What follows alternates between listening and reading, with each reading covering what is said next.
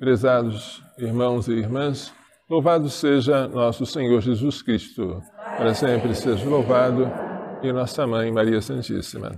Hoje celebramos a solenidade de Nossa Senhora da Conceição Aparecida. A imagenzinha foi encontrada no Rio Paraíba em 1717 por 3 pescadores. Um deles chamava-se Felipe Pedroso, e foi para a casa dele que a imagem ficou sobre um altar, onde se rezava o terço aos sábados. E como milagres foram acontecendo, foi necessário construir uma igreja, depois uma basílica, depois a basílica atual que nós temos, que foi solenemente consagrada pelo Papa São João Paulo II em 1980, quando ele esteve no Brasil pela primeira vez. A primeira leitura fala da rainha Esther. Na época da dominação persa, sob o reinado do rei Assuero, Esther intercede junto ao rei em favor do seu povo, que já está com data marcada para ser massacrado por obra de um homem chamado Amã, que gozava dos favores do rei. Como Esther, sendo judia, fora elevada ao nível da realeza, ela se serve desta sua condição de rainha para interceder pelo seu povo. Ela vai até onde está o rei, ela sabe que não tem direito de se aproximar do rei sem ser chamada, sob pena de morte, arrisca-se a fazer isso, o rei tem compaixão dela e estende o seu cetro, e ela toca a ponta do cetro, significa que ela está salva da morte, e ainda pergunta: que queres, rainha Esther? Num primeiro momento, ela diz que quer que se faça um banquete na presença dela, do rei e de Amã. Num segundo momento, já durante o banquete, o rei novamente pergunta: que queres, rainha Esther? Eu te daria nem que fosse a metade do meu reino. E ela então diz: se achei graça aos teus olhos, salva o meu povo, eis o meu pedido. Salva a minha vida, eis o meu desejo. Assim, ela obtém do rei a salvação do povo judeu, que estava para ser exterminado por um inimigo. O extermínio não acontece e o inimigo é enforcado.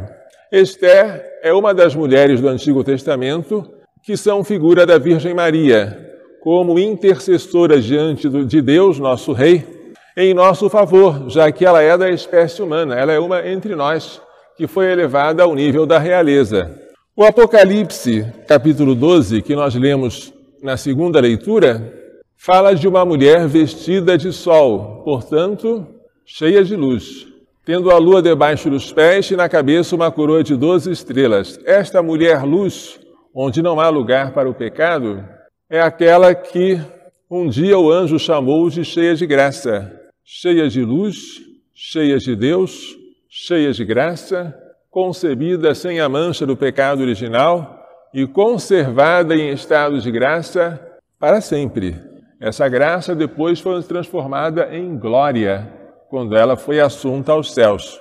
No Apocalipse, ela aparece estando para dar à luz um filho, e este filho nasce, e este filho vai governar as nações com um cetro de ferro, citação do Salmo 2, acerca do Messias.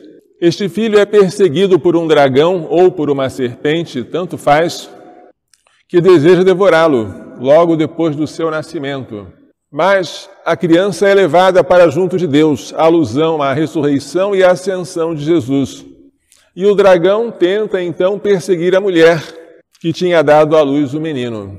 E tenta submergir a mulher, vomitando atrás dela um rio de água, mas sem êxito. Esta mulher é Maria, porque ela é mãe do Messias. Ela é também a igreja, porque tudo que dizemos de Maria, podemos dizer também da igreja. A igreja é santa, Maria é santa. A igreja é mãe, Maria é mãe. Fora da igreja não há salvação. Fora de Maria não há salvação. Ela aparece aqui imaculada. E é sob esse título que nós, brasileiros, a festejamos. Nossa Senhora da Conceição Aparecida. Quando ela foi encontrada, ou como diziam os brasileiros na época, quando ela apareceu, quando ela foi aparecida, o dogma da Imaculada Conceição ainda não tinha sido definido. Ele só seria definido em 1854, mais de 100 anos depois, pelo Papa, o Beato Pio IX. Mas, antecipando-se à definição do dogma, Maria Santíssima deixou-se pescar por aqueles 3 homens sob o título da Imaculada Conceição. Pescaram a cabeça separada do corpo, e houve uma pescaria milagrosa, as redes se encheram de peixes. De onde veio esta imagem? Não sabemos. É possível que tenha sido uma imagem esculpida ou plasmada tempos atrás e que alguém tenha jogado no rio Paraíba depois de quebrá-la. Talvez fizessem isso com as imagens antigas, velhas, que não se queria profanar. Jogava no rio, mas jogavam quebradas. É uma teoria plausível sobre a imagem. Seja como for, ela de um material tão frágil, de terracota, de uma simplicidade tão grande, ela não tem nenhuma exuberância artística, causa espanto que Maria Santíssima tenha escolhido algo de tão simples, tão pequeno, 33 centímetros de altura. Significa que nós, brasileiros, somos chamados a ser imaculados como ela, a não nos deixarmos corromper pelas seduções deste mundo, que somos chamados também a abrigá-la, seja em nossas redes, seja em nossas casas, porque ela se deixa pescar e ela permite hospedar-se em nós. O Evangelho narra Nosso Senhor indo a um casamento na cidade de Caná da Galileia, e a mãe de Jesus estava lá. E como veio a faltar vinho, Nossa Senhora diz a Jesus: eles não têm mais vinho. Jesus replica: mulher, por que dizes isto a mim? A minha hora ainda não chegou. A hora é a hora da sua paixão e da sua glorificação. A hora fixada pelo Pai não pode ser antecipada, mas Jesus pode fazer e fará um sinal da sua glória, que será a conversão da água em vinho. Maria Santíssima, sem se perturbar com a resposta aparentemente negativa de Jesus, diz aos serventes: fazei o que ele vos disser. É o mandamento de Maria. Assim diz a irmã Lúcia de Fátima. A única vez que Maria dá uma ordem é esta: fazei o que ele vos disser. Havia 6 talhas de água para a purificação dos judeus, cada uma contendo mais ou menos 100 litros. 6 talhas de 100 litros dá 600 litros. É uma caixa d'água e tanto. E Jesus diz aos serventes: enchei as talhas de água. Não é um trabalho fácil, nem rápido. Mas depois de as talhas estarem cheias de água até a borda, ele diz: ide ao mestre-sala para provar dela. O mestre-sala não prova água, ele prova vinho, mas a água havia se transformado em vinho. E quando o mestre-sala percebeu que aquele vinho era de altíssima qualidade, perguntou ao noivo por que ele não havia servido no início e não no final da festa. Este foi o primeiro sinal que Jesus fez. Realizou-o em Caná da Galileia, manifestou a sua glória e os seus discípulos creram nele. Aqui Maria Santíssima também aparece como intercessora, e é pela mediação dela que Jesus faz o primeiro milagre da sua vida pública. Ele já havia feito um milagre antes, quando era um embrião no seio de Maria Santíssima. Este milagre, na ordem da graça, ele havia feito quando Nossa Senhora visitara sua parenta Isabel. O milagre de Jesus dentro do ventre de Maria, bem pequenino, com alguns dias de concebido, foi santificar João Batista, que estava no ventre de Isabel e já era uma criança grande, tanto assim que Isabel notava os movimentos dela. O menino saltou de alegria no meu ventre.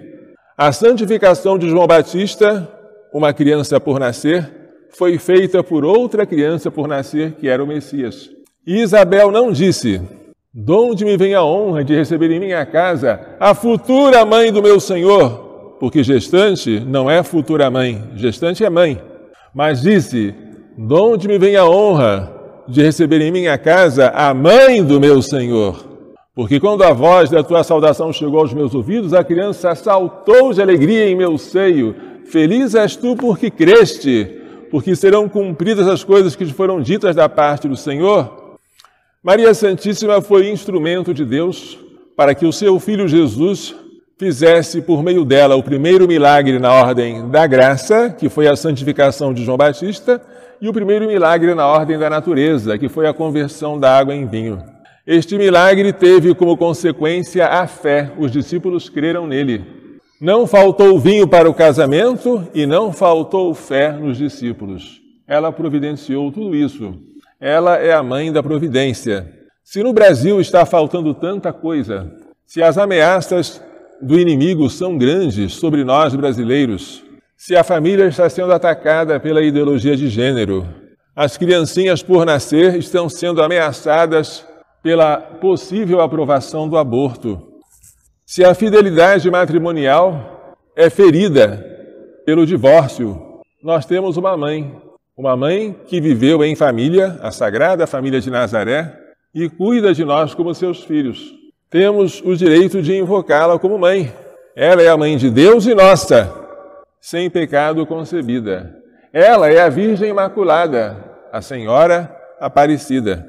Peçamos a ela e ao seu castíssimo esposo São José que nós, brasileiros, sejamos fiéis à nossa vocação de nos assemelharmos a ela na humildade, na simplicidade e na pureza. Ela é imaculada. Louvado seja nosso Senhor Jesus Cristo. Para sempre seja louvado. E nossa Mãe Maria Santíssima.